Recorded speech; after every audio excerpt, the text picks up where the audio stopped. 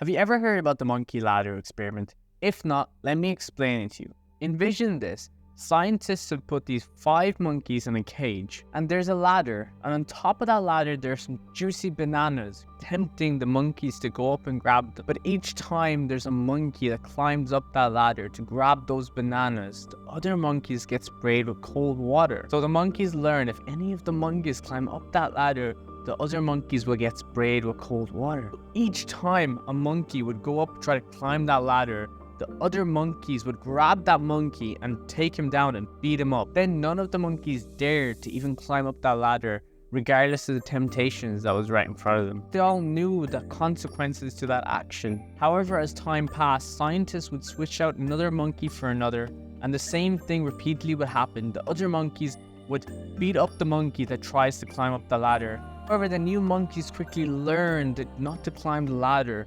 without actually even knowing the reason why they couldn't climb the ladder. Despite not knowing the reason, these newcomers observed the other monkeys and learned to avoid the ladder. Eventually, all the original monkeys were replaced, yet the tradition persisted. Even though the new monkeys didn't know the actual reason to avoid the ladder, what were these monkeys really doing? Maintaining a habit without comprehending where it came from.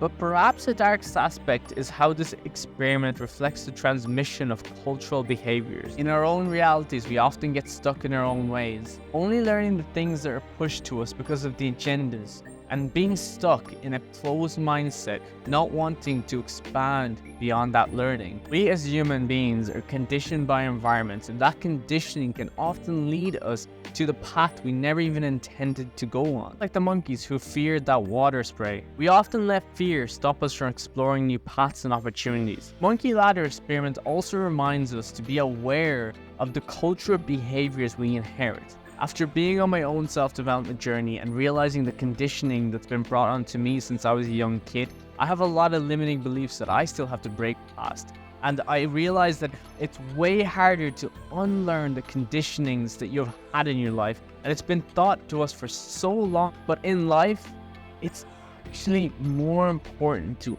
unlearn the misconceptions and the myths and the conditionings that have been brought to us. It's more important to unlearn those things rather than learn new things, because you have to free up space in your brain from the things that have been conditioned into you to be able to take on board new information, new value. Why it's so necessary to unlearn a lot of the conditionings that we've taken on in our lives, to be able to free up our minds, to be able to understand new perspectives and changes, and the change that we want to see in the world and that we want to see in ourselves. Because when we do unlearn these conditionings that have been brought onto us for such a long time, we do start becoming more self-aware about ourselves and our situations and our decisions that we make. And we break away from this cycle of compliance that we have actually directed on our lives for such a long time. You can say we tend to shine a light on our own actions, our own choices. The moment you start questioning why you do what you do,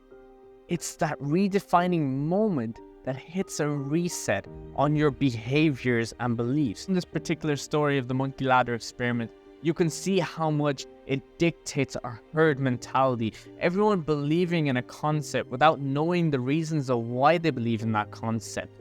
And that's what majority of society gets stuck in.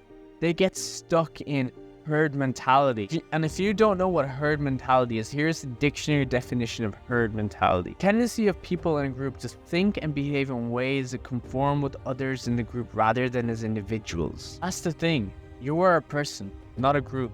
You are an individual. Of course, you're going to meet more like-minded people and you're going to agree with their topics of interests or mindsets, but that's different. And you're not just blindly following them. You're able to make your own decisions, and that's what's really important. Because you have your own brain, you have your own thoughts, and you can make your own actions and your own choice. This is why you need your own self-awareness in life. And you can make your own choice right now by subscribing to this YouTube channel and liking the video and leaving a comment and telling me if this has helped you in any way possible, as I plan to help and craft more people into their own self-development journeys to help them find consciousness in a world where it's so hard these days. Always remember, you have to work hard every single day to be able to craft a better version of yourself. And truly, it is a journey of finding your superior self.